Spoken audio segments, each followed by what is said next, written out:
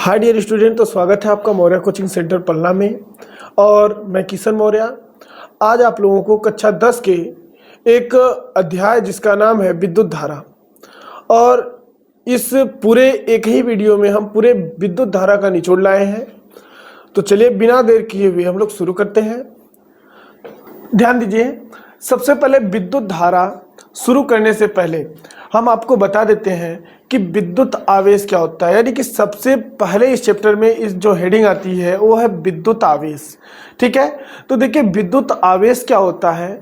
तो किसी भी पदार्थ का, ठीक है ना, किसी पदार्थ का या किसी कण का वह गुण जिसके कारण विद्युत और चुंबकीय प्रभाव उत्पन्न होते या प्रदर्शित होते हैं वह क्या कहलाता है, विद्युत आवेश कहलाता है।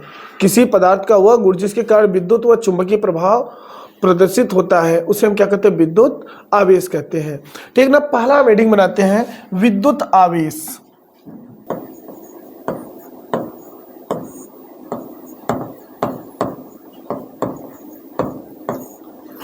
देखिए विद्युत आवेश क्या होता है। तो किसी पदार्थ का वह गुण जिसके कारण वह विद्युत और चुंबकीय प्रभाव को प्रदर्शित करता है विद्युत आवेश कहलाता है।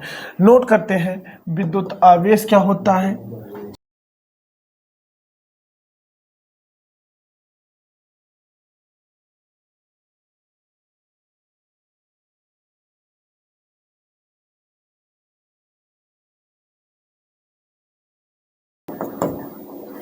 ध्यान दीजिए, किसी पदार्थ का वह गुण जिसके कारण वह विद्युत व चुंबकीय प्रभाव को प्रदर्शित करता है विद्युत आवेश कहलाता है। ठीक है। अब देखिए जो आवेश होता है इसका मात्रक की बात करते हैं। ठीक ना। तो जो इसका मात्रक, हाँ उससे पहले हम बात कर लेते हैं कि विद्युत आवेश को किससे प्रदर्शित किया जाता है। तो लिखते हैं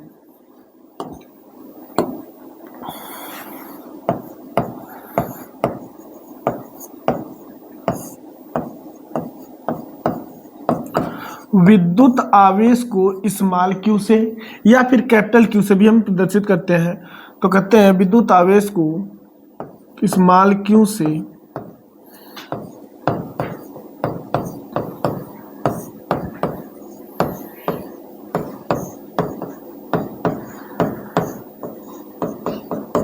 ठीक है, किसी पदार्थ का वह गुण जिसके कारण वह विद्युत व चुंबकीय प्रभाव को प्रदर्शित करता है विद्युत आवेश कहलाता है। विद्युत आवेश को क्यों से प्रदर्शित किया जाता है। ठीक है। अब हम बात करते हैं विद्युत आवेश कितने प्रकार के होते हैं। तो ध्यान दीजिएगा, विद्युत आवेश दो प्रकार के होते हैं। एक होता है धन आवेश, एक होता है ऋण आवेश। विद्युत आवेश दो प्रकार के होते हैं, एक होता है धन आवेश, दूसरा होता है ऋण आवेश। तो देखिए धन आवेश क्या होता है। तो लिखते हैं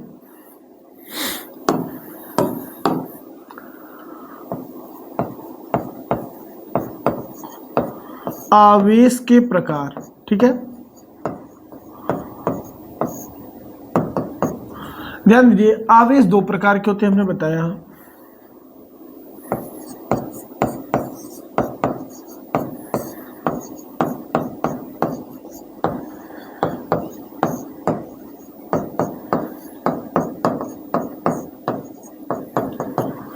ठीक है, और इसमें सबसे पहला आ जाता है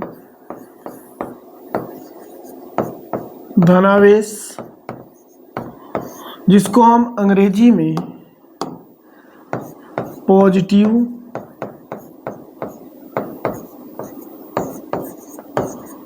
चार्ज कहते हैं। ठीक है, और दूसरा होता है ऋण आवेश, जिसको हम अंग्रेजी में निगेटिव चार्ज कहते हैं। Negative charge. ठीक है, तो विद्युत आवेश दो प्रकार के होते हैं, धन आवेश और ऋण आवेश। सबसे पहला होता है पॉजिटिव चार्ज जिसको हम धन आवेश बोलते हैं, और दूसरा होता है ऋण आवेश। ठीक है, अब बात करते हैं जो आवेश होते हैं इनकी परिभाषाएं क्या होती हैं, होती क्या है, यानी इनके जो प्रकार हैं। तो देखिए धन आवेश क्या होता है और ऋण आवेश क्या होता है। चलिए तो आप जल्दी से इसका स्क्रीनशॉट ले लीजिए, हम नेक्स्ट पेज पर चलते हैं। फिर उसके बाद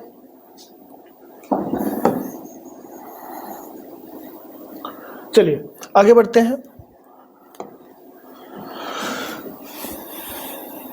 ध्यान दीजिएगा, सबसे पहले हम हेडिंग बना लेते हैं धन आवेश। ठीक है,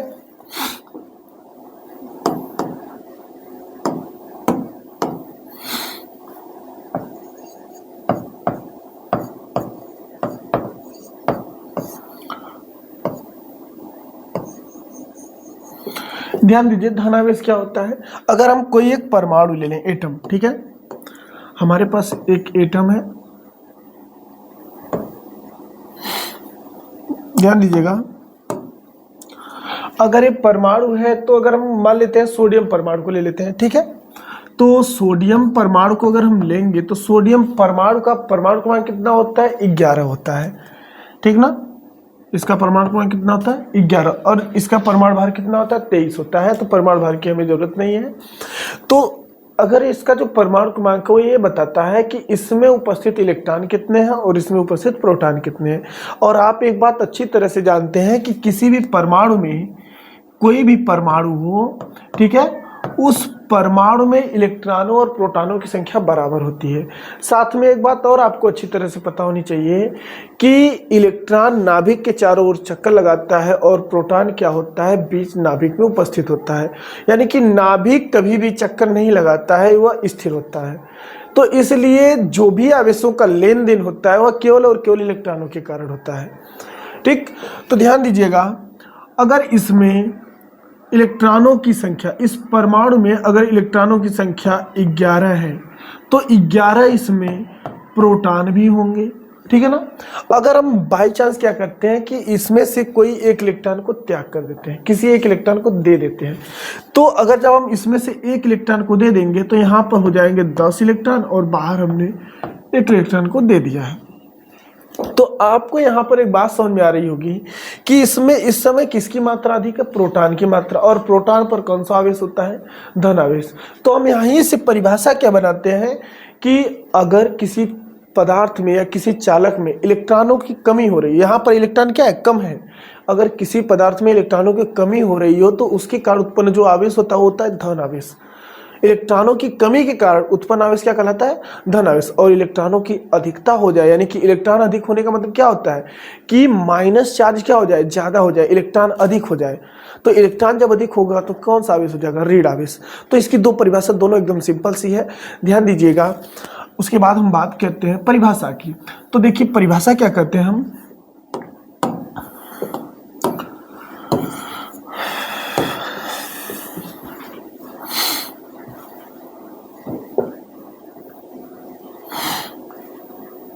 ध्यान दीजिए परिभाषा को सुनिएगा।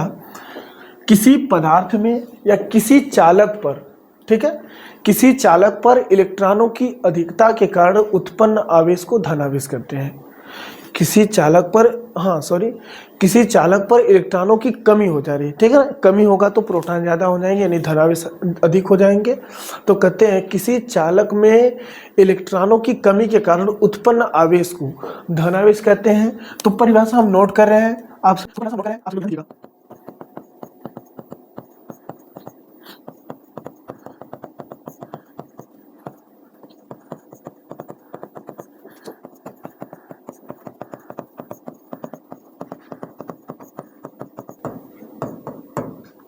ध्यान दीजिए। किसी चालक में इलेक्ट्रॉनों की कमी के कारण उत्पन्न आवेश को धन आवेश कहते हैं। और धन आवेश है तो इसे जाहिर सी बात है प्लस से दर्शाएंगे, ठीक है। तो इसे, यानी जो धन आवेश होता है इसे प्लस क्यू से, ठीक है ना, इसे हम लोग प्लस क्यू से प्रदर्शित करते हैं, इसे प्लस क्यू से प्रदर्शित करते हैं, ठीक है ना, ये हो जाएगा। अब इसके बाद अगर हम बात कर रहे हैं ऋण आवेश, तो ऋण आवेश इसका जस्ट अपोजिट है। यानी कि किसी चालक में इलेक्ट्रॉनों की अधिकता के कारण यहाँ पर क्या हुई है, इलेक्ट्रॉनों की कमी हुई है। अगर यही क्या हो जाए, इलेक्ट्रॉनों की अधिकता हो जाए तो इसके कारण उत्पन्न आवेश को हम क्या कहेंगे, ऋण आवेश कहेंगे, ठीक है। तो देखिए हेडिंग अगली बना लेते हैं।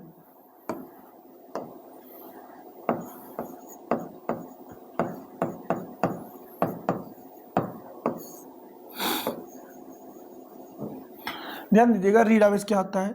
तो कहते हैं किसी चालक में इलेक्ट्रॉनों की कमी के कारण या अधिकता के कारण, किसी चालक में इलेक्ट्रॉनों की अधिकता के कारण अगर इलेक्ट्रॉन अधिक हो जाए तो ऋण आवेश हो जाता है, ठीक है ना, यानी ऋण माइनस वाला अधिक है। तो कहते हैं किसी चालक में इलेक्ट्रॉनों की अधिकता के कारण उत्पन्न आवेश को ऋण आवेश कहते हैं। हमने एक छोटा सा एग्जांपल लेकर आपको सोडियम परमाणु का बताया। अब सोडियम में हमने एक इलेक्ट्रॉन को बाहर कर दिया था, तो उसमें प्रोटॉन कितने हो गए थे, 11 हो गए थे, और इलेक्ट्रॉन कितने हो गए, 10। तो इलेक्ट्रॉन की कमी हुई तो उस पर कौन सा अधिक हुआ था, प्लस अधिक हुआ था, जिसके कारण उस पर धन आवेश था। लेकिन अगर हम इलेक्ट्रॉन को ले लें तो अगर उसी में एक इलेक्ट्रॉन को ऐड कर लेते हैं, अब यहाँ पर प्रोटॉन 11 ही रहेंगे, लेकिन इलेक्ट्रॉन पहले से 11 थे, लेकिन अब एक तो बढ़ जाने के कारण उस पर इलेक्ट्रॉन की संख्या कितनी हो जाएगी। हम यहाँ पे एकदम एग्जैक्ट नहीं बता रहे हैं कि ये बस हम सोडियम को ही ले सकते हैं, क्लोरीन को ले सकते हैं। अब क्लोरीन में क्या होता है कि इलेक्ट्रॉनों की कमी होती है। इलेक्ट्रॉनों को अगर हम दे देते हैं, यानी कि उस पर इलेक्ट्रॉनों की अगर अधिकता कर दें, जैसे क्लोरीन का परमाणु क्रमांक कितना होता है, 17 होता है, तो उसमें अगर हम एक इलेक्ट्रॉन और उसको दे दें तो उसके पास कितने इलेक्ट्रॉन हो जाएंगे, 18, लेकिन प्रोटॉन तो 17 ही रहेंगे, ठीक है ना।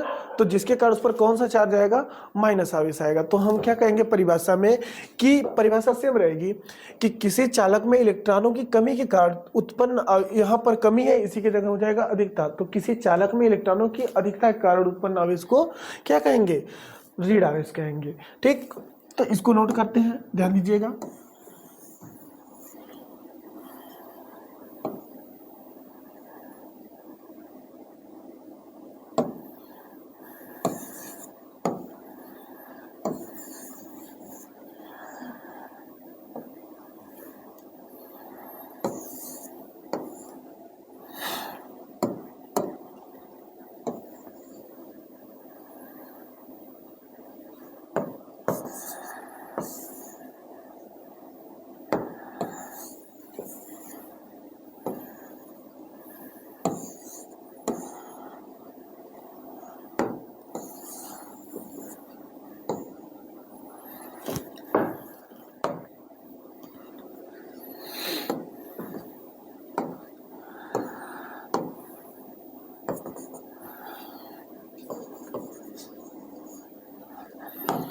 ध्यान दीजिए, परिभाषा सेम रहेगी, बस खाली अंतर थोड़ा सा हो जाएगा कि किसी चालक में इलेक्ट्रॉनों की जहां पर कमी था वहीं पे क्या कहेंगे, अधिकता के कारण उत्पन्न आवेश को ऋण आवेश कहते हैं। और धनावेश को हम लोग किससे दर्शाए थे, प्लस से, और इसको किससे दर्शा देंगे, माइनस से। चलिए, तो आप इसका जल्दी से स्क्रीनशॉट ले लीजिए, फिर उसके बाद आगे बढ़ते हैं। चलिए नेक्स्ट टॉपिक पर चलते हैं। अब बात ये आ जाती है कि आवेश का मात्रक क्या होता है, ठीक ना। तो आवेश का जो मात्रक होता है कूलाम। ठीक, ध्यान दीजिए, एक हेडिंग बना लेते हैं,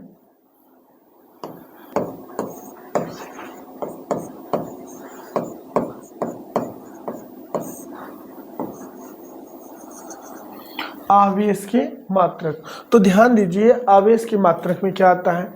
तो सबसे पहली बात की, आवेश का जो एसआई मात्रक होता है, यानी सिस्टम ऑफ इंटरनेशनल, यानी अंतरराष्ट्रीय पद्धति में आवेश का जो मात्रक होता है कूलाम। तो हम लिखते हैं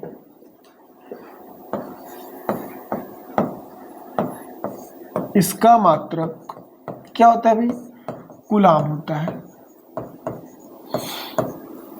इसका मात्रक कूलाम होता है।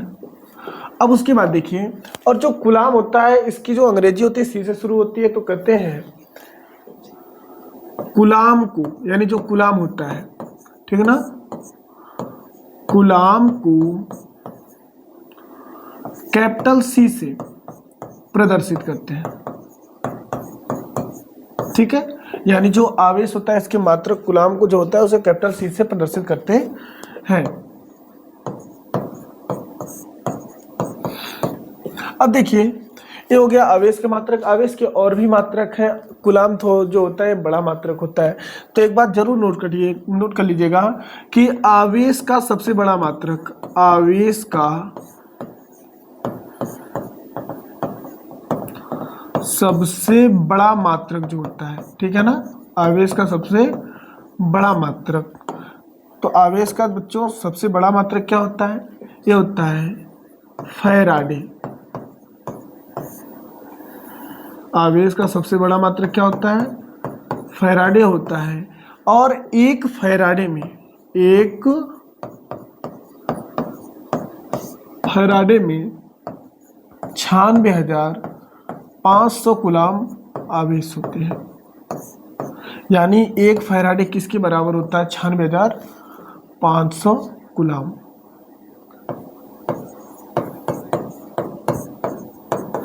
और सबसे छोटा मात्रक तो फ्रैंकलिन को माना जाता है। और भी छोटे मात्रक है जैसे माइक्रो कूलाम है, नैनो कूलाम है, ठीक है ना, तो उसको भी नोट कर लेते हैं। जैसे एक नैनो कूलाम, एक माइक्रो कूलाम।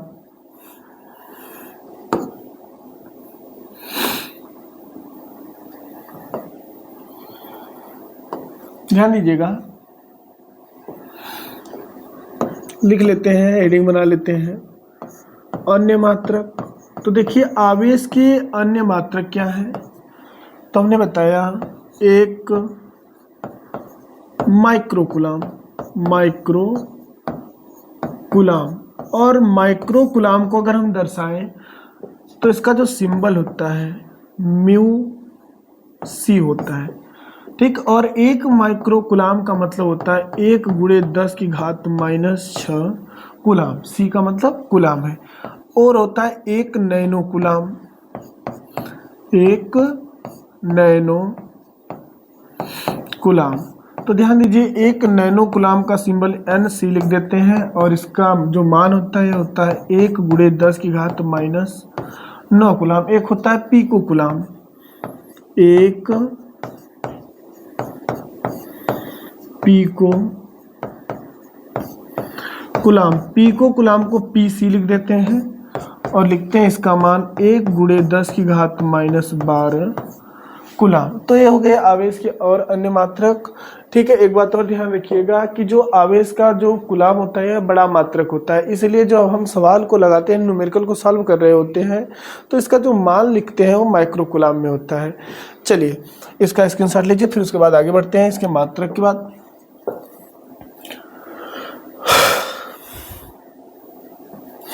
लीजिएगा,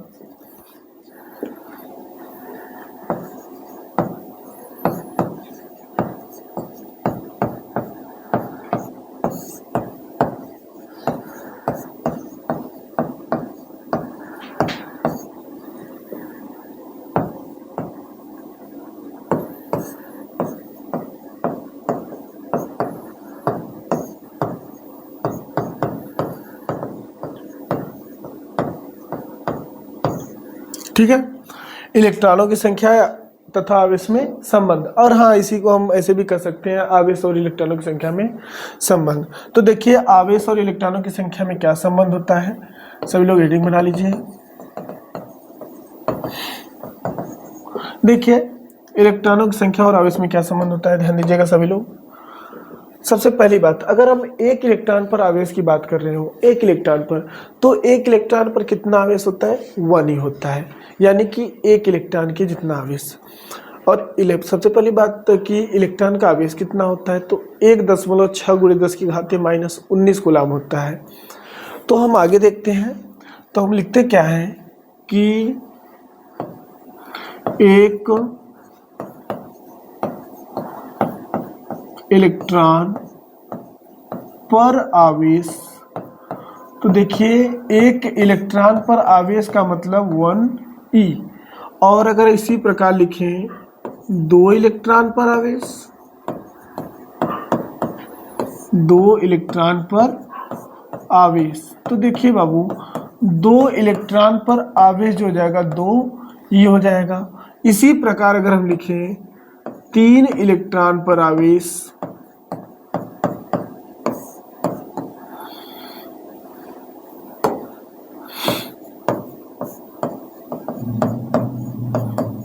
तो देखिए 3 इलेक्ट्रॉन पर आवेश कितना होता है? 3e हो जाता है।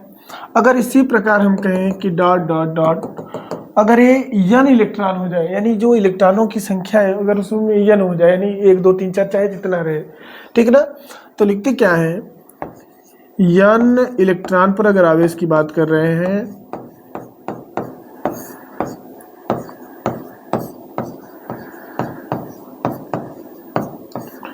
आवेश तो हो जाएगा n इंटू ई। और हम मान लेते हैं कि n इलेक्ट्रॉनों पर जो आवेश का मान है वो क्या है? Q है। तो यहाँ पर n इलेक्ट्रॉनों पर आवेश हम क्या लिख देंगे? Q Q लिख देंगे तो यहाँ से क्या मिल जाएगा हमें, Q बराबर N इंटू E, और हमारा ये हो जाएगा इलेक्ट्रॉनों की संख्या तथा आवेश में संबंध। ठीक है, इलेक्ट्रॉनों की संख्या तथा आवेश में संबंध।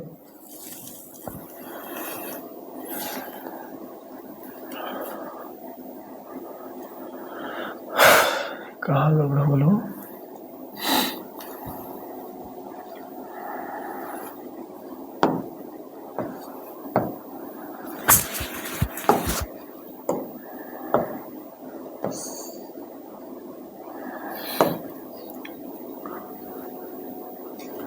तो जल्दी से आप इसका स्क्रीनशॉट लीजिए, फिर उसके बाद आगे बढ़ते हैं। हाँ, एक बात छूट रही है, थोड़ा ध्यान दीजिएगा।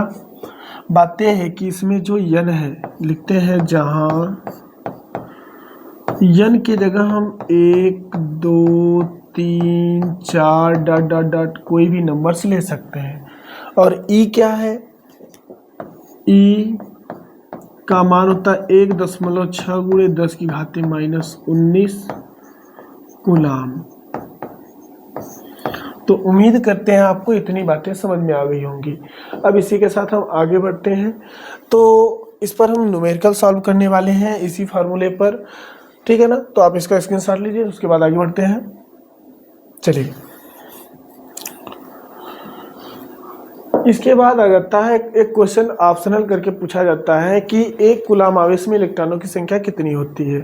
तो ध्यान दीजिए, लिखते हैं एक क्वेश्चन हम अपना लिख लेते हैं।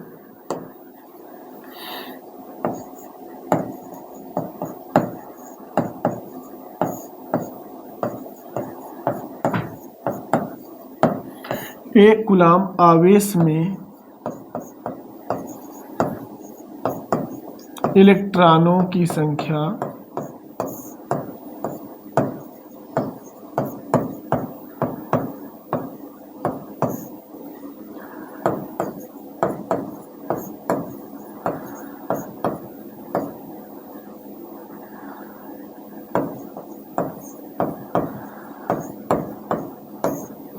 ठीक ना। ये हमारा क्वेश्चन है कि एक कूलाम आवेश में इलेक्ट्रॉनों की संख्या हमें ज्ञात करनी है।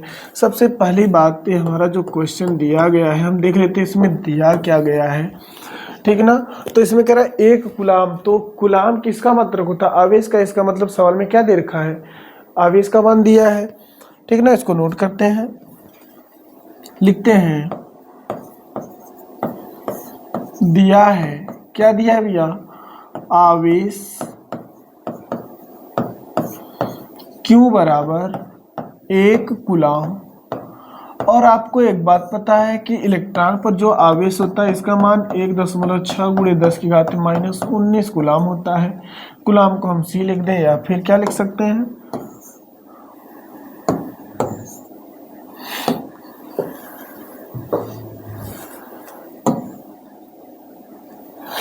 देखिए ये हो गया आवेश का मात्रा ई का मान और क्यू का मान। अब हमको जो फार्मूला जो पढ़े हैं वो Q बराबर N इंटू ई पढ़े हैं, उसी पे हम रख देते हैं और हमारा मान मिल जाता है। तो लिखते क्या है, चूंकि Q बराबर N इंटू ई होता है, हमें निकालना क्या है, इलेक्ट्रॉनों की संख्या। देखिए क्या दिया गया, इलेक्ट्रॉनों की संख्या में ज्ञात करनी है। तो उसी इलेक्ट्रॉनों की संख्या को निकालते हैं। तो लिखते हैं अगर हम n का मान निकाले तो E का Q के नीचे भाग हो जाएगा। तो यहाँ से क्या आ जाएगा, N is equal to Q upon E।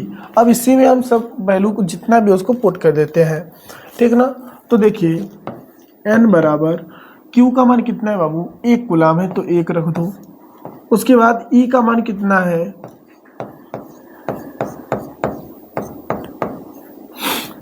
दोनों का मात्रक कूलाम है इसलिए कूलाम से कूलाम कैंसिल हो जाएगा।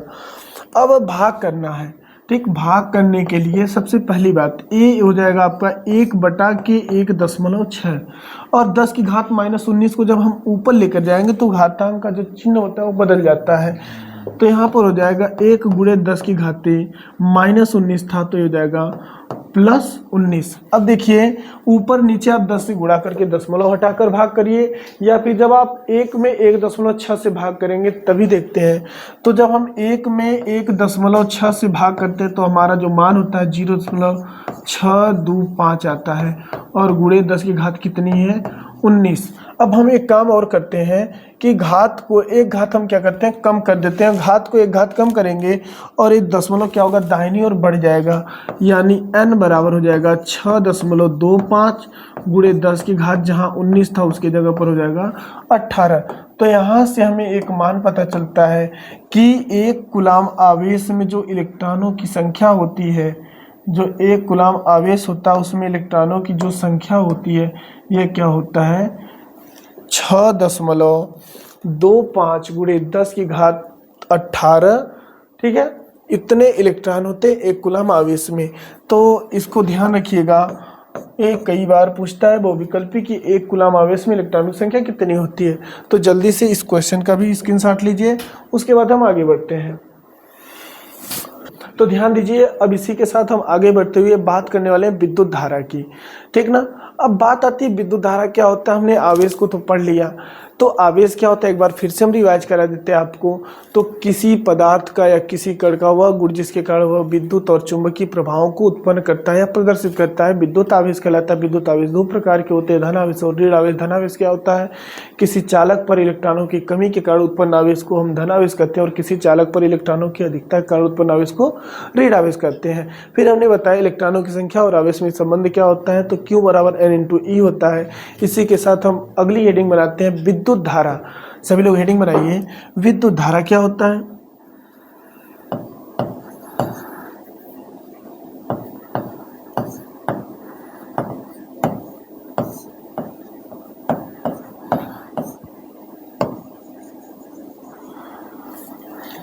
देखिए विद्युत धारा, अगर हम पानी ले लेते हैं तो अगर हम एक गिलास पानी लिए उसको हम जल धारा नहीं कह सकते।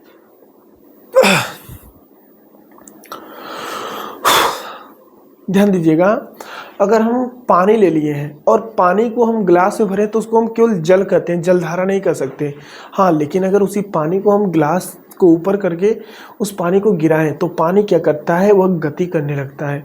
और जब पानी गति करता है, एक लीनियर मोशन में क्या करता है, गति कर रहा होता है, तो वह पानी क्या करता है, जब बहता है तो उसको हम कहते हैं जल धारा। उसी तरह से जब आवेश स्थिर होता है तो वह केवल विद्युत क्षेत्र कहलाता है, यानी विद्युत क्षेत्र उत्पन्न कर सकता है और आवेश कहलाएगा। ठीक ना, लेकिन अगर वही आवेश क्या हुआ, गतिमान हो गया, यानी कि आवेश जैसे ही बहने लगा, ठीक, प्रवाहित होने लगा, तब हम उसको उसी को कहते हैं विद्युत धारा। ठीक, किसकी धारा, विद्युत धारा। जैसे नदी का पानी है, बह रहा है तो हम कहते हैं जल धारा है। उसी तरह जब आवेश बहता है तो हम क्या कहते हैं, विद्युत धारा। तो एक लाइन की इसकी छोटी सी परिभाषा, आवेश प्रवाह की दर को विद्युत धारा कहते हैं। किसी चालक में आवेश प्रवाह की दर को विद्युत धारा कहते हैं। ठीक ना, तो ध्यान दीजिए, लिखते क्या हम अपनी डिफिनेशन को कहते हैं,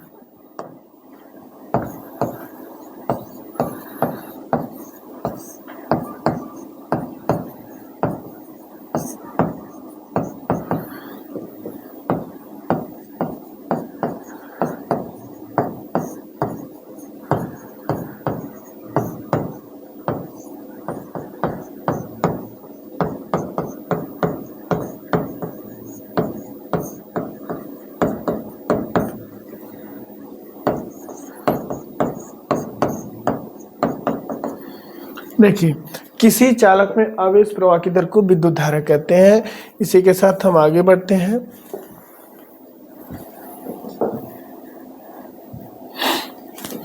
बात आती है जो आवेश होता है इसे प्रदर्शित किसे, विद्युत धारा जो होता है इसे प्रदर्शित करते हैं, किसे करते हैं, तो कहते हैं विद्युत धारा को, यानी कि इसे हम लोग स्मॉल आई या कैपिटल आई से प्रदर्शित करते, इसे स्मॉल आई से प्रदर्शित करते हैं।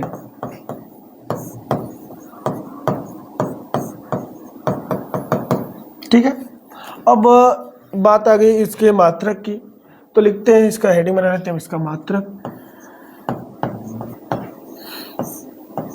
तो देखिए कहते हैं इसका जो मात्रक होता है, ठीक ना, वो होता है एम्पियर। इसका मात्रक क्या होता है, एम्पियर।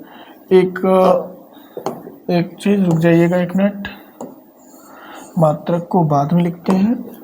सबसे पहले इसका हम सूत्र लिख लेते हैं। तो देखिए विद्युत धारा का जो सूत्र होता है ये होता है धारा I, धारा I बराबर आवेश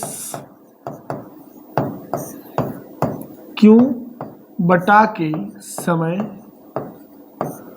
T, ठीक है ना। और अगर हम इसको केवल ऐसे लिख दें तो I बराबर क्या लिख सकते हैं, Q अपान T। तो ये हमारा फार्मूला हो जाता है और इसको हम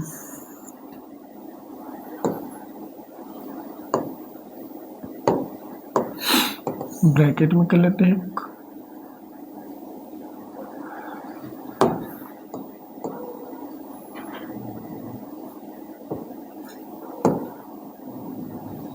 ठीक, ध्यान दीजिएगा, यानी धारा I बराबर क्या होता है, आवेश Q बटा के समय T होता है।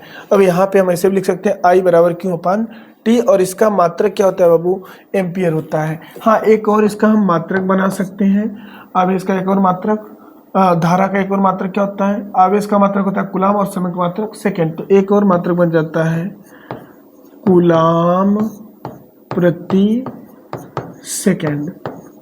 ठीक, तो ये हो जाएगा विद्युत धारा। अब बात आती जो एम्पियर होता है, तो हम एक एम्पियर की परिभाषा भी यहाँ से लिखते हैं। एक एम्पियर क्या होता है, अगली हेडिंग में बनाते हैं। एक एम्पियर की परिभाषा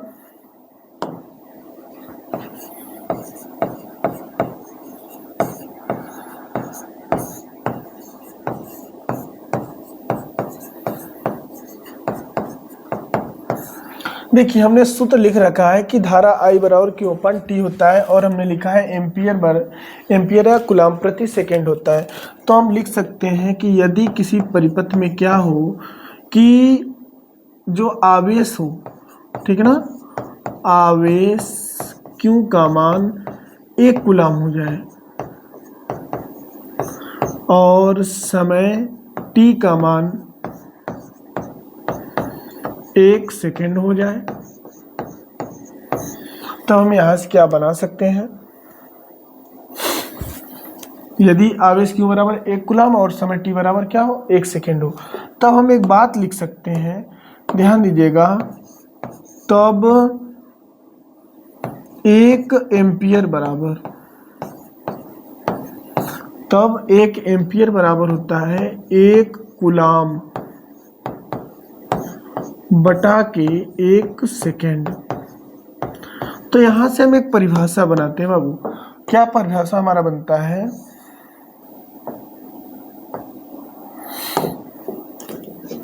ध्यान दीजिएगा, 1 एम्पियर बराबर 1 कूलाम बटा के क्या हो जाता है, 1 सेकेंड हो जाता है। अब यहां से हम परिभाषा बना सकते हैं 1 एम्पियर की। तो ध्यान देना आप लोग, लिखते क्या है, हमारी जो परिभाषा बनती है, लिखते हैं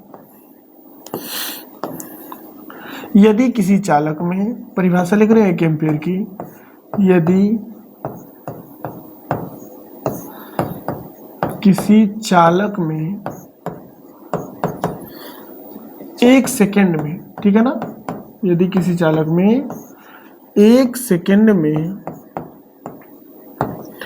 1 कूलाम आवेश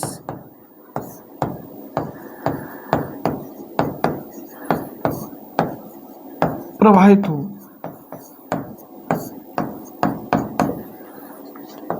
तो उसमें बहने वाली धारा जो होगी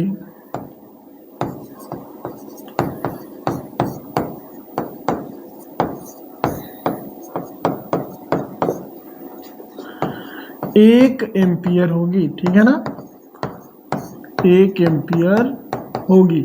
अगर किसी चालक में 1 सेकेंड में 1 कूलाम आवेश प्रवाहित होता है तो उसमें बहने वाली धारा कितनी होगी, 1 एम्पियर होगी। और जो एम्पियर होता है इसे हम लोग कैपिटल ए से प्रदर्शित करते हैं।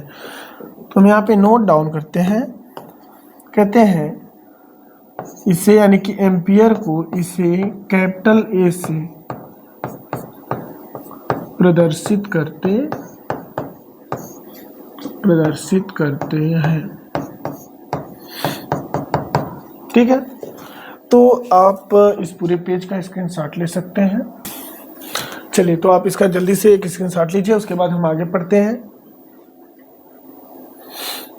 चलिए देखते हैं इसके आगे। तो देखिए इसके बाद अगला जो टॉपिक आता है वो आता है विद्युत विभव, ठीक है ना। अगला जो हेडिंग हमारा आता है वो आता है विद्युत विभव। तो देखिए हम आगे बात करते हैं विद्युत विभव क्या होता है। तो ध्यान दीजिएगा आप सभी लोग।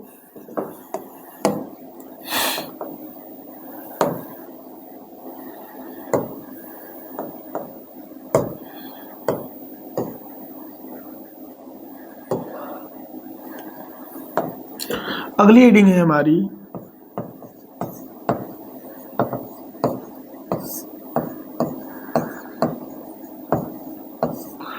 विद्युत विभव। इसको हम अंग्रेजी में इलेक्ट्रिक पोटेंशियल बोलते हैं। तो देखिए विद्युत विभव क्या होता है, आप सभी लोग हेडिंग बना लीजिए। तो ध्यान दीजिए, अगर हम मान लेते हैं कि हमारे पास कोई एक ऐसा विद्युत क्षेत्र है, ठीक है ना, हमारे पास एक ऐसा विद्युत क्षेत्र है,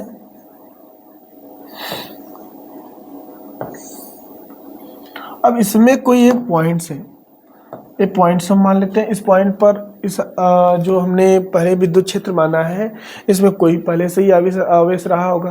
अब अगर कोई आवेश इसके बाहर हो तो हम उस आवेश को कहते हैं कि वो आवेश कहाँ पर है, अनंत पर है। तो अगर इस क्षेत्र के बाहर है तो कहते हैं आवेश क्या है, अनंत पर है। तो इसी आवेश को जब हम क्या करेंगे, इस विद्युत क्षेत्र में लाएंगे, इसी आवेश को अगर हम विद्युत क्षेत्र में लाएंगे तो विद्युत क्षेत्र में लाने में हमें कुछ कार्य करना होगा, और वो कार्य हम क्या मान लेते हैं, W। तो इसी आवेश को विद्युत क्षेत्र में किसी बिंदु तक लाने में जो किया गया कार्य होगा, किया गया कार्य और साथ में जो आवेश, जिस आवेश को हम ला रहे हैं, इन दोनों का जो अनुपात होता है उसी को हम कहते हैं विद्युत विभव। तो अगर हम बात करें इसकी परिभाषा की, तो हमारी देखिए परिभाषा क्या बनकर आती है। तो हम कहते हैं परिभाषा, ध्यान दीजिएगा, कहते हैं कि एकांक आवेश को, हमने पहले ही कहा था कि आवेश को कहाँ करना है, विद्युत क्षेत्र के बाहर से। तो एकांक आवेश को अनंत से, ठीक है ना, एकांक आवेश को अनंत से विद्युत क्षेत्र में, एकांक आवेश को अनंत से विद्युत क्षेत्र में किसी बिंदु तक, विद्युत क्षेत्र में किसी बिंदु तक लाने में किया गया कार्य, लाने में किया गया कार्य उस बिंदु का विभव कहलाता है। उस बिंदु का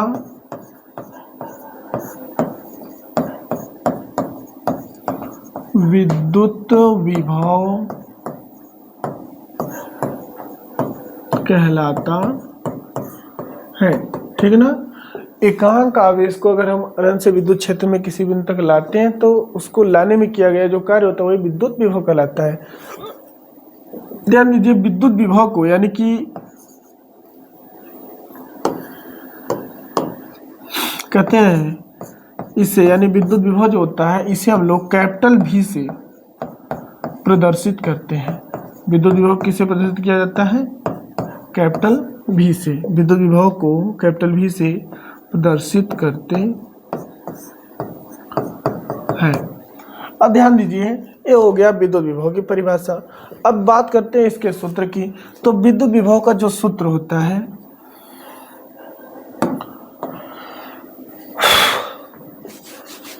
लक्की जाएगा तो सूत्र की ना हो, ये बोल देना, चला अच्छा सूत्र था। देखिए इसके हम बात करते हैं इसके सूत्र की। देखिए तो ये होता है विभव, विभव को हम किससे लिखते हैं, V से, और कार्य को किससे लिखते हैं बाबू, तो कार्य हमारा होता है कैपिटल W, और आवेश को हम आपको कई बार बता चुके, तो आवेश हमारा क्या होता है, Q होता है। अगर हम इसी को केवल सिंबल के रूप में लिख दें तो लिखते हैं V = W/Q। तो ये हमारा हो जाएगा फार्मूला, ठीक है ना, यानी विभव का जो फार्मूला होगा वो ये हो जाएगा।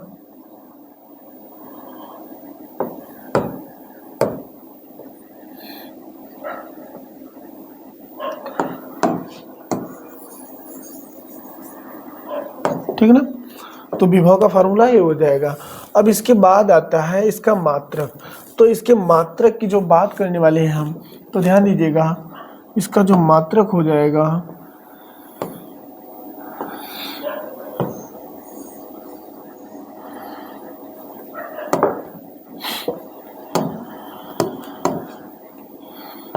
विभव के मात्रक की हम बात करने वाले हैं, ठीक ना। तो देखिए विभव का मात्रक क्या हो जाएगा,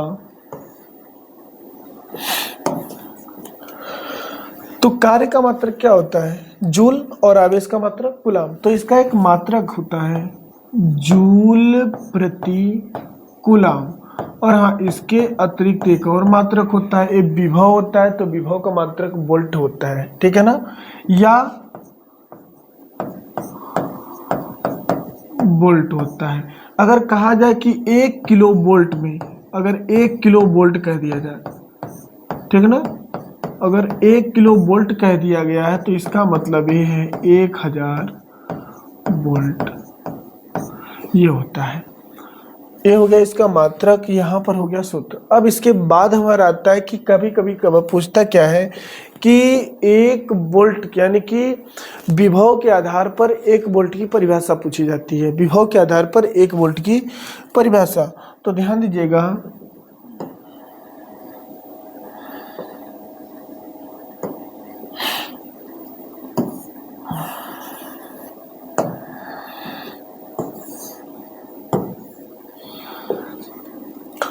तो ये हो गया मात्रक, परिभाषा और ये सूत्र।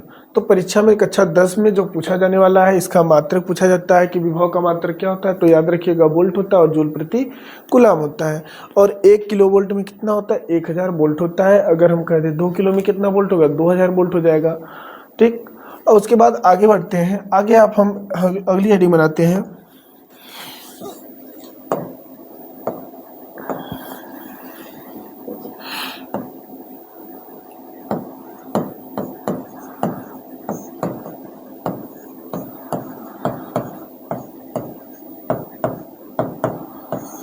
एक वोल्ट की परिभाषा। अगली हमारी हेडिंग है, ठीक है ना।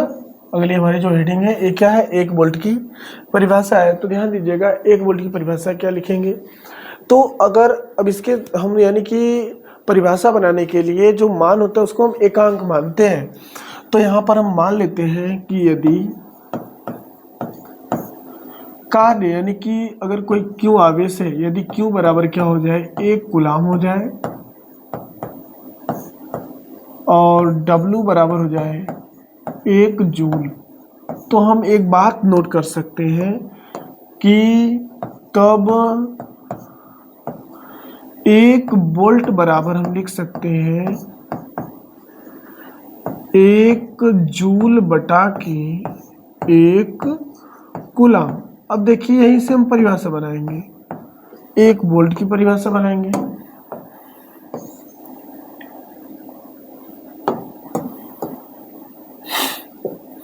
देखिए परिभाषा क्या बनाते हैं कि अगर ध्यान दीजिएगा, परिभाषा यानी कि एकांक आवेश को या 1 कूलम आवेश को अगर हम अनंत से विद्युत क्षेत्र में लाए, ठीक है ना, 1 कूलम आवेश को अनंत से विद्युत क्षेत्र में किसी बिंदु तक लाए, तो उसको लाने में किया गया कार्य 1 जूल अगर प्राप्त हो जाए तो हम कहेंगे कि उस बिंदु का विभव क्या होगा, 1 वोल्ट होगा। तो हमारी परिभाषा ध्यान दे दीजिए क्या होती है, लिखते हैं यदि 1 कूलम आवेश को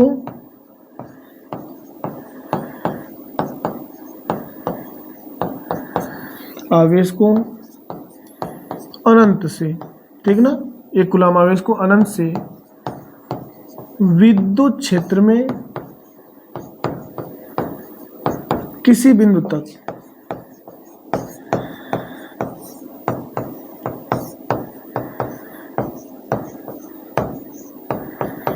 लाने में किया गया कार्य 1 जूल हो, तो उस बिंदु का जो विभव होगा ना, तो उस बिंदु का विभव 1 वोल्ट होगा, ठीक ना। ये हो जाती है 1 वोल्ट की परिभाषा। तो ध्यान दीजिए, अगर हम मान लें कि आवेश 1 कूलाम है और कार्य 1 जूल है, तो हम यहाँ से परिभाषा क्या बनाते हैं कि यदि अनंत से 1 कूलाम आवेश को विद्युत क्षेत्र में लाने में किया गया कार्य 1 जूल हो, तो उस बिंदु का विभव क्या हो जाएगा, 1 वोल्ट हो जाएगा।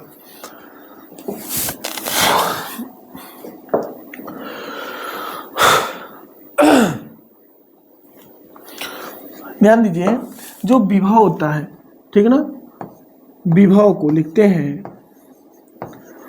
विभव को नहीं भाई, वोल्ट को कैपिटल V से प्रदर्शित करते हैं।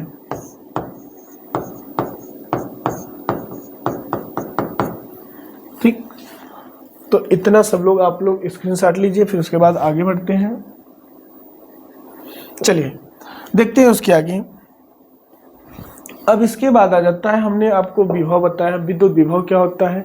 हमने बताया कि अनंत से एकांक आवेश को अगर हम अनंत से विद्युत क्षेत्र में किसी बिंदु तक लाएं और उस बिंदु तक लाने में किया गया जो कार्य हमें प्राप्त होता है वही उस बिंदु का विभव कहलाता है।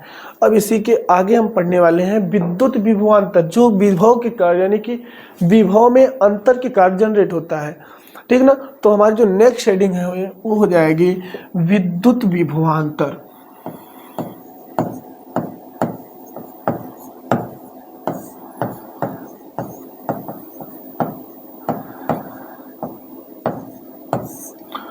आप सभी लोग हेडिंग बना लीजिए, विद्युत विभवांतर।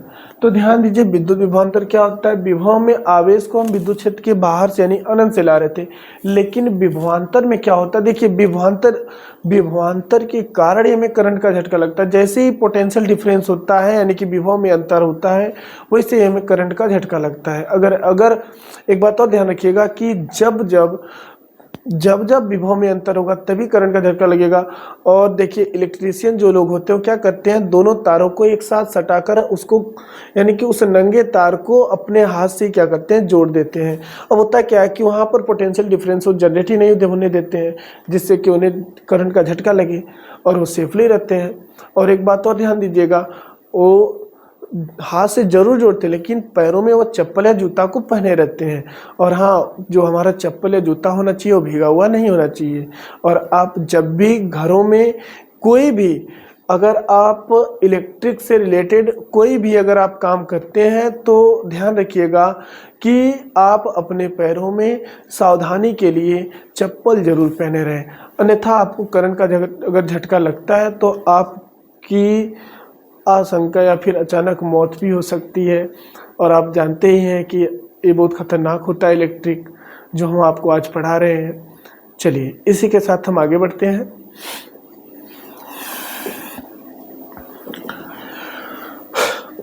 अगली बात हम जो बात करने वाले हैं वो है हमारा विद्युत विभवांतर। तो ध्यान दीजिए, विद्युत विभवांतर क्या होता है, ठीक ना।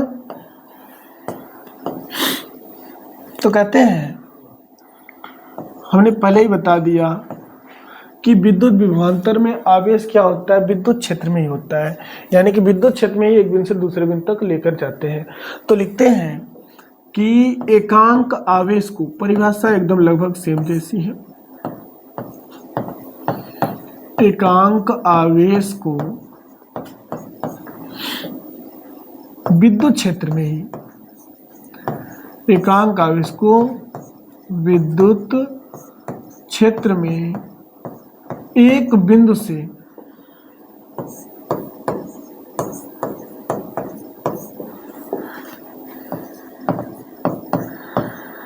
दूसरे बिंदु तक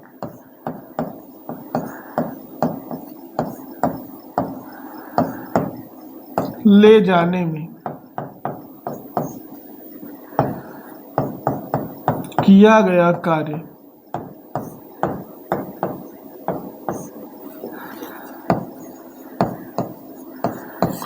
उन बिंदुओं के बीच का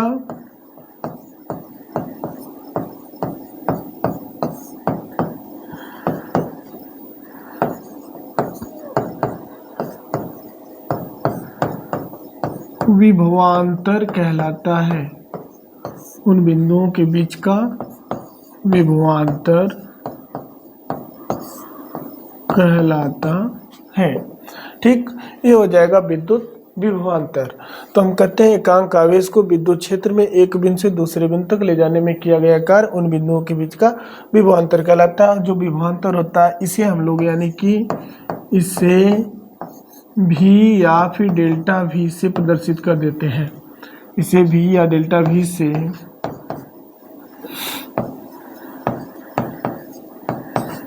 प्रदर्शित करते हैं। ठीक ना, ये हो जाएगा विद्युत विभवांतर।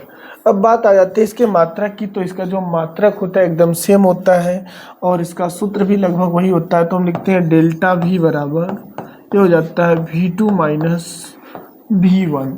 और अगर हम एक सूत्र लिखें तो लिखते हैं विभवांतर डेल्टा V बराबर कार्य W बटा के आवेश क्यों, सॉरी यहाँ पर हमने क्यू नॉट लिख दिया है। तो हो जाएगा हमारा इसका सूत्र। अब बात करें इसके मात्रक की, तो मात्रक भी लिख सकते हैं आप। देखिए इसका जो मात्रक होता है यह होता है आपका जूल प्रति कूलम या फिर वोल्ट, जो विद्युत विभव का था। ठीक, और वोल्ट को हम विभव भी से डिनोट करते हैं। तो ये पूरा आप इसका स्क्रीनशॉट ले लीजिए जल्दी से, फिर उसके बाद हम आगे ध्यान दीजिए। इसके बाद जो हम अगला टॉपिक पढ़ने वाले हैं वो है हमारा विद्युत प्रतिरोध। ठीक, विद्युत प्रतिरोध को पढ़ने से पहले हम बात कर लेते हैं ओम के नियम की।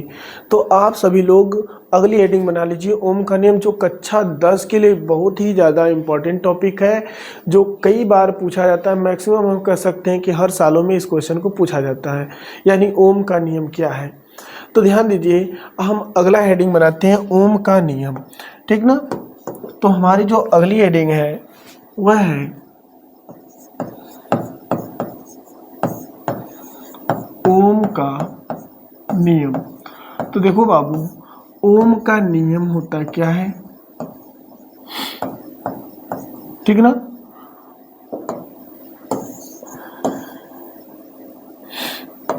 देखो कहते क्या है कि इस नियम की जो खोज है वह जॉर्ज साइमन ओम, यानी ओम का पूरा नाम था जॉर्ज साइमन ओम।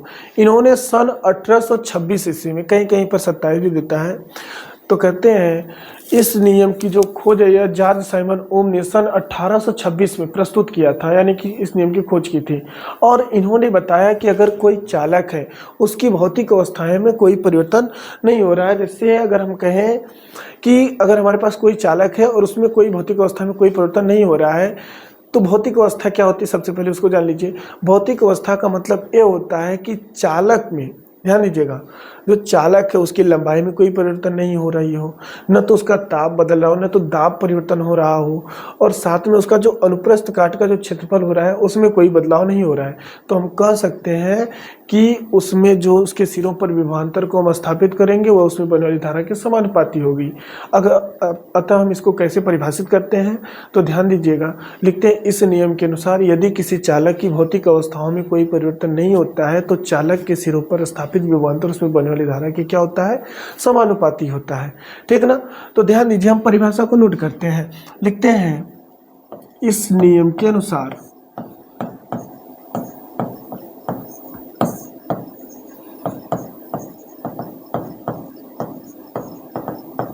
देखो बाबू, इस नियम के अनुसार क्या है,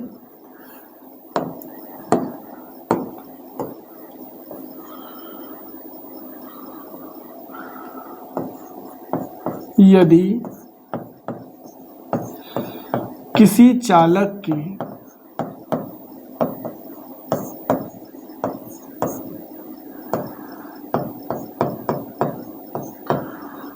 भौतिक अवस्थाओं जैसे, या भौतिक अवस्था क्वेश्चन में हम लिख लेते हैं जैसे ताप, दाब आदि लिख सकते हैं, आदि में कोई परिवर्तन ना हो, कोई परिवर्तन ना हो तो चालक के सिरों पर स्थापित विभवांतर, तो चालक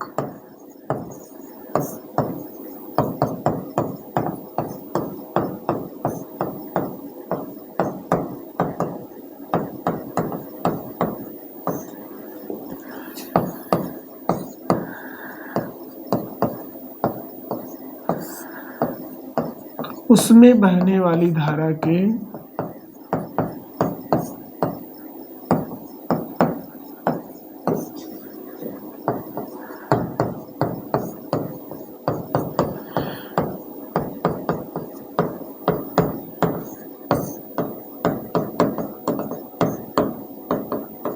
ठीक ना। हम कहते क्या है कि इस नियम के अनुसार, ओम के नियम के अनुसार, अगर कोई चालक है उसकी भौतिक अवस्था में कोई परिवर्तन नहीं हो रहा है तो चालक के सिरों पर स्थापित विभवांतर उसमें बहने वाली धारा के समानुपाती होगा। ठीक ना, ये इतना सही ओम का नियम है जो वेरी मोस्ट इम्पॉर्टेंट है। यह वेरी मोस्ट इम्पॉर्टेंट टॉपिक है। ठीक ना, इसको ध्यान रखिएगा आप सभी लोग। अब देखिए, अब हम कह सकते हैं अर्थात जो विभवांतर है वो धारा की क्या है बाबू, समानुपाती है, यानी भी अनुक्रमानुपाती आई। ठीक ना। और दूसरी बात, अगर हम इस समानुपाती का सिंबल जो हटाते हैं तो क्या लिखते हैं, कांस्टेंट लगा देते हैं। तो यहां से हम क्या लिखते हैं, v is equal to R into I. अब इसमें ध्यान दीजिए, एक वर्ड यूज हुआ है आर, तो कहते क्या है, जहां जो कैपिटल आर है, कैपिटल आर एक समानुपाती नियतांक है। ठीक है ना, कैपिटल आर एक समानुपाती नियतांक है जिसे हम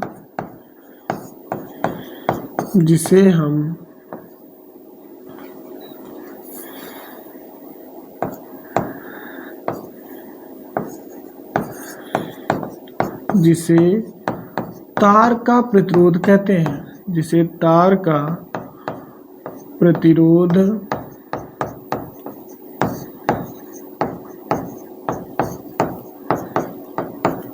ठीक।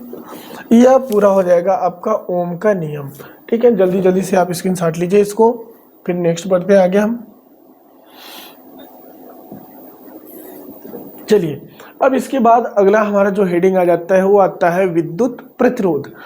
तो ध्यान दीजिए, अगला हम हेडिंग बना लेते हैं विद्युत प्रतिरोध के बारे में। ठीक ना, अगली हमारी हेडिंग हो जाती है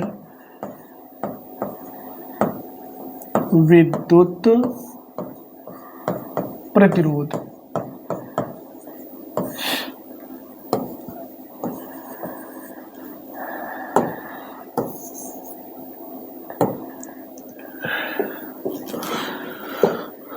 ध्यान दीजिएगा, विद्युत प्रतिरोध क्या होता है, ठीक ना, उसके बारे में हम लोग बात करने वाले होते हैं।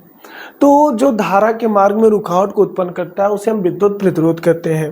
ठीक ना, और एक दिखता कैसा है जो हमारा विद्युत प्रतिरोध होता है, सॉरी इसका इमेजेस नहीं आ रहा है, चलिए कोई बात नहीं, इससे हमें कोई दिक्कत नहीं है।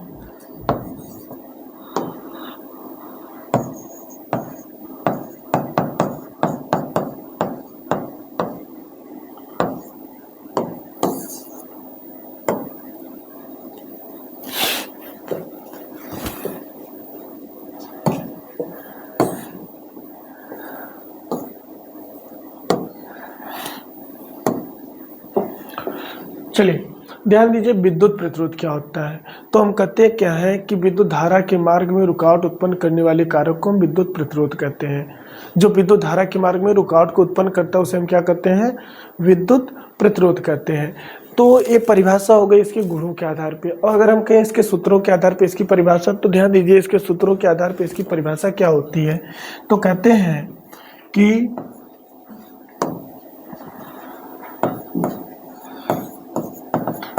किसी चालक, ठीक है ना, किसी चालक के सिरों पर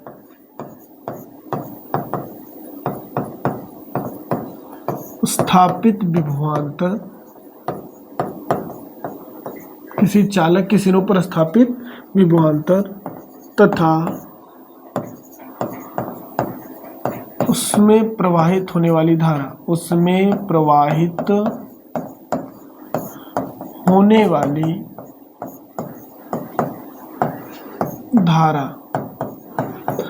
का जो अनुपात होता है के अनुपात को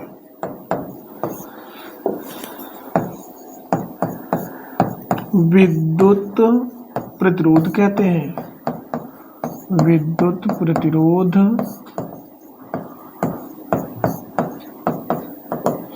ठीक ना।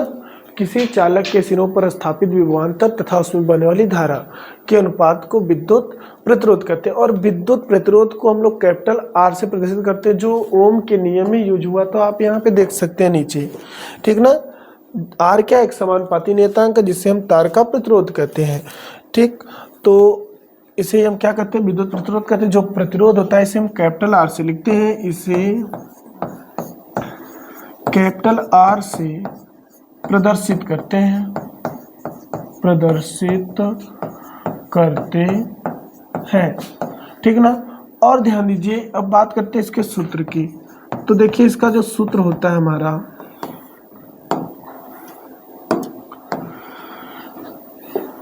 प्रतिरोध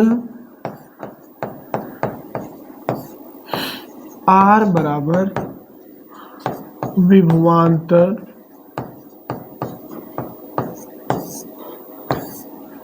भी बटा के धारा I, ठीक ना। तो क्या लिख सकते हैं कि प्रतिरोध R बराबर विभवांतर भी बटा के धारा I। एक बात ध्यान दीजिएगा, किसी चालक के सिरों पर स्थापित विभवांतर तथा उसमें बहने वाली धारा के अनुपात को हम क्या करते हैं, विद्युत प्रतिरोध कहते हैं।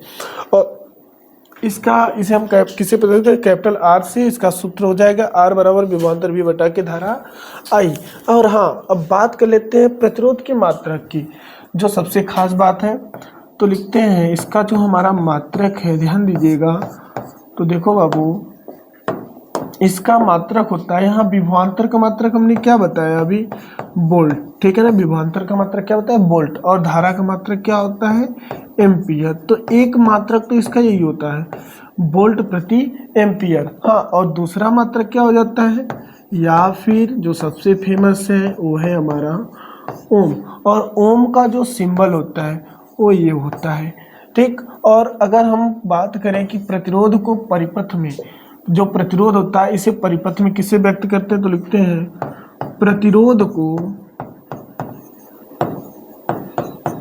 परिपथ में। देखो इसको जो सिंबल है हमारा प्रतिरोध को परिपथ में, इसे हम लोग इस सिंबल से डिनोट करते हैं, ठीक है ना। इस बात को आप ध्यान रखिएगा कि जो हमारा प्रतिरोध होता है इसे हम लोग परिपथ में इससे प्रदर्शित करते हैं, प्रदर्शित करते हैं, ठीक है ना। अब जल्दी जल्दी से आप इसका स्क्रीनशॉट लीजिए, फिर हम आगे बढ़ते हैं। चलिए आगे हम लोग बात करने वाले हैं। अब हम लोगों का अब तक इसमें जो भी बातें थी उस लगभग खत्म हो चुकी है। इसमें दो टॉपिक और बच जाते हैं। एक है आपका प्रतिरोधों का संयोजन, ठीक। तो प्रतिरोधों का संयोजन, हाँ एक टॉपिक और है, एक है विशिष्ट प्रतिरोध। तो सबसे ज़्यादा क्वेश्चन एक और पूछा जाता है कि विशिष्ट प्रतिरोध क्या होता है और इसका मात्रक क्या होता है। तो बात करते हैं हम अगले हेडिंग की। तो जो हमारा अगला हेडिंग है विशिष्ट प्रतिरोध, आप सभी लोग अगली हेडिंग बनाएंगे विशिष्ट प्रतिरोध।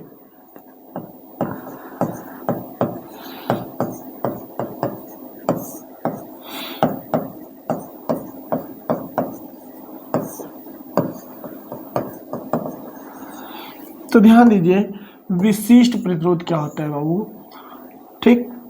तो देखो किसी चालक तार का जो प्रतिरोध होता है वो निम्न बातों पर निर्भर करता है, और उसी बातों को जो निर्भर करता है उसी को लेकर हम एक सूत्र बनाते हैं। उस सूत्र से हम विशिष्ट प्रतिरोध की परिभाषा बना सकते हैं, ठीक ना। तो शुरू करते हैं। तो कहते क्या है कि किसी पदार्थ का या किसी तार का, किसी चालक तार का प्रतिरोध निम्न बातों पर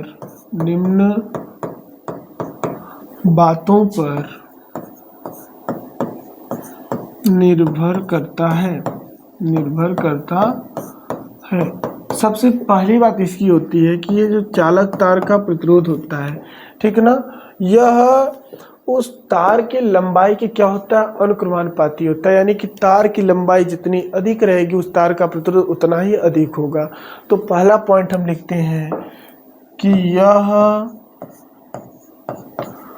तार के लंबाई के अनुक्रमानुपाती होता है। तार के लंबाई के अनुक्रमानुपाती होता है, ठीक। अर्थात हम क्या लिख सकते हैं, अर्थात यह का मतलब क्या होता है, प्रतिरोध है यहाँ पर, अर्थात R अनुक्रमानुपाती यल, ठीक। दूसरी बात, इसको हम संबंध 1 बना लेते हैं। दूसरी बात लिखते हैं, यह यानी कि प्रतिरोध, यह तार के अनुप्रस्थ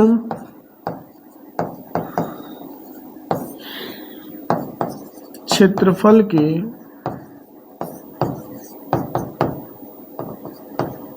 व्युत्क्रमानुपाती होता है। व्युत्क्रमानुपाती होता है।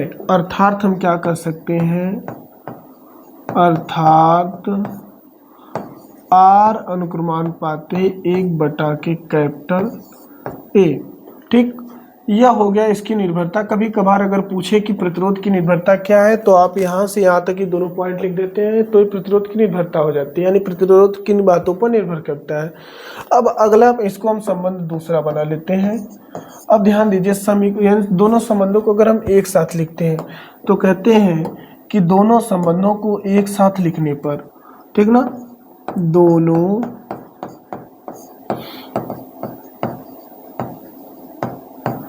संबंधों को एक साथ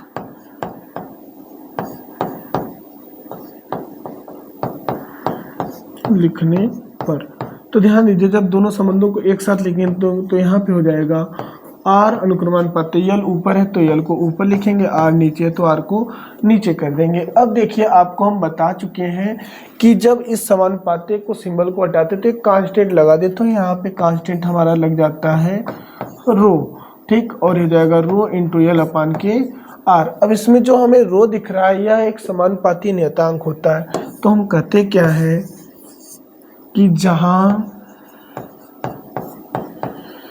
रो एक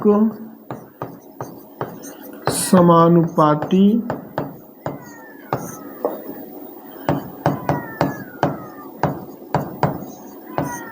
नियतांक है जिसे